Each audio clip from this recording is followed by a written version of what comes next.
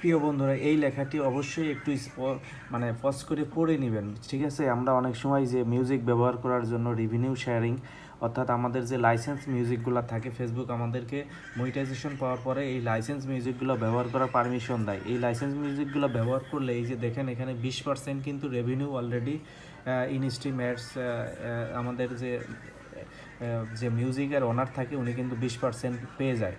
So বন্ধুরা, এটা একটু কষ্ট করে পড়ে নেবেন, কারণ অলরেডি আমি একটা ভিডিওতে মিউজিক ব্যবহার করেছিলাম এবং মিউজিকের ওনার আমি না হয় মিউজিকে কপিরাইট ধরিয়ে দিয়েছে, এবং কপিরাইট ধরার কারণে সেই মিউজিকটাকে আমি এখন সেটা ভিডিওটা ডিলিট করতে গিয়ে আমি সাপোর্ট ইনবক্সের মেসেজ গিয়ে এইগুলো আমি এখন পাইছি। তো ঠিক আছে, এই সব কিছু আমি এখান থেকে ওই ভিডিওটা আমি এখন ডিলিট করে দিছি, এই জন্য ভাবলাম আপনাদের সাথে একটু বিষয়টা শেয়ার করি। সো বন্ধুরা, আমি আপনাদেরকে একটা সাজেস্ট করব যে মনিটাইজেশন পাওয়ার আগে কেউই ভিডিওতে মিউজিক ইউজ করবেন না, ঠিক আছে? ভিডিওতে মিউজিক ইউজ করলে